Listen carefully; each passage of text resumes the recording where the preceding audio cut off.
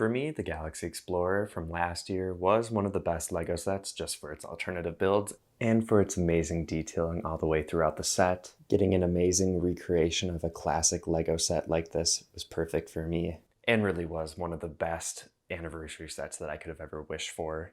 I really hope that they would do more sets just like this. And lucky for me, they did this year with the Blacktron Cruiser give with purchase.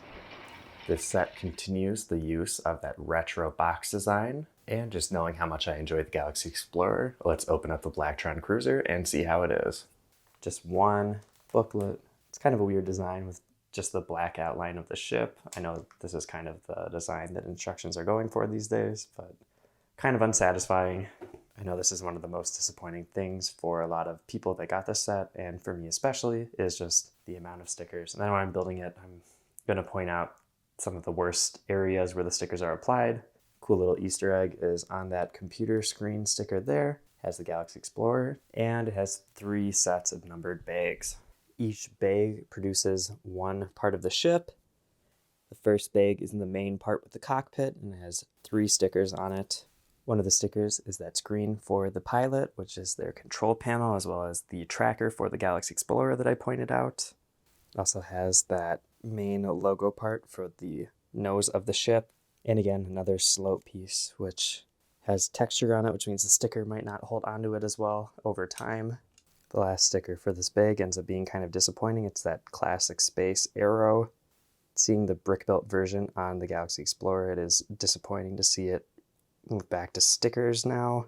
And like all the other stickers in the set, I would have preferred prints, probably just like everybody else. At the end of bag 1, you just have a simple cockpit sort of design, place to put down the Blacktron Trooper. Unfortunately though, it has like a 4 stud connection, so it'll be kind of hard to get him out if you press him down all the way. But there's enough clearance that you don't have to. And so far overall, I'm not very impressed. I know when I was building the Galaxy Explorer, it had some really awesome techniques that I've never seen before. And for this, really, it is pretty straightforward. The second bag is a storage container of some sort with 4 stickers, one of which being another control panel, which is disappointing just because something very similar to this was a print in the Galaxy Explorer. And the next use of stickers is the part of the set I've been dreading the most, and it's on these flag type element, and you have to put the sticker in the middle of the piece. So it's going to be really annoying to try and get these in the same spot. This should have definitely been printed, especially since there's 2 of them in each of these sets. I'm going to try my very hardest to line these up perfectly on camera, using a brick separator to help me a bit. This must be how surgeons feel, having to do this constantly.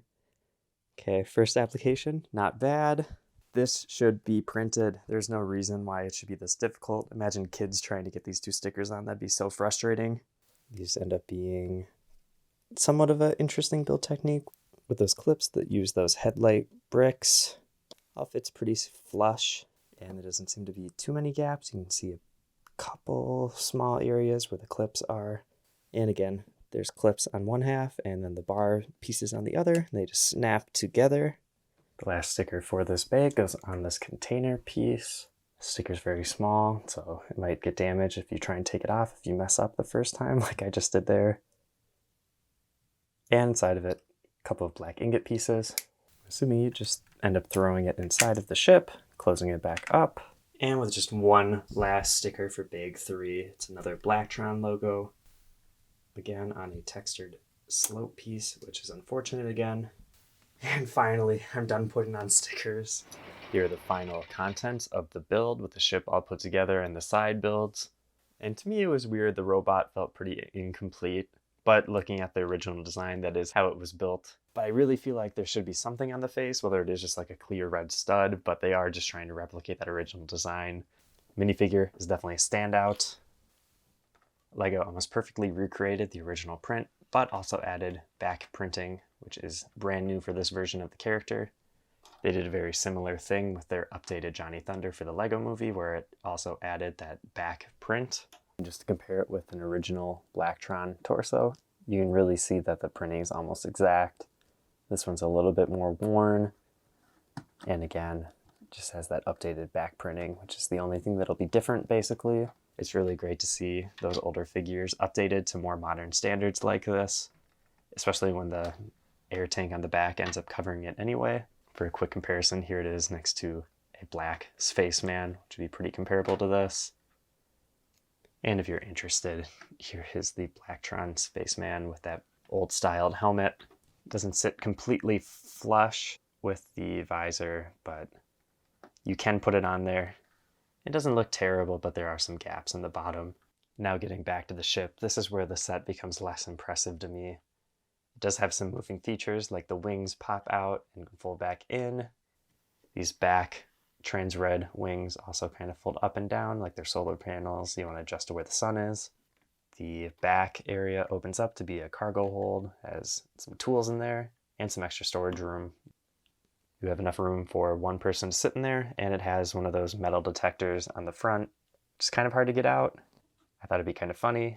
There's a spot there if you wanted to put in the baby spaceman from the collectible minifigure. But I think, unfortunately, it's a little too tall. The top doesn't close. If you want to move that jumper plate back one stud, you could, and then it should be able to clear that. So that'd be kind of fun if you wanted to have a Mandalorian-style Blacktron.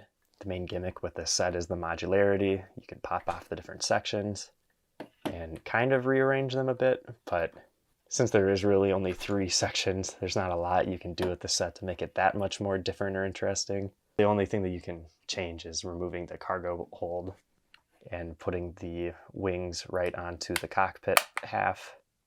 So it looks a little bit different. It's not a terrible look. Honestly, the main ship itself is kind of long. This looks a bit more normal. And I guess you could go ahead and pick up multiples of the set if you wanted to have one of the longer versions of the ship and a shorter one like this. My overall opinion of the set is kind of complicated though, just because there have been so many retro style sets released in the last year. And I think having the Galaxy Explorer also on the market at the same time kind of works as a positive as well as a negative for the set, just because that set is so well thought out, has amazing techniques, and then you build this one and it's very disappointing. I think the one thing that could have really changed my opinion on this set is the lack of stickers. If they had printed some more parts, I'd be a lot more forgiving, but the stickers that are on here are somewhat difficult to put on, especially these ones on those panel pieces. The cockpit piece is not very well fitting for the front build.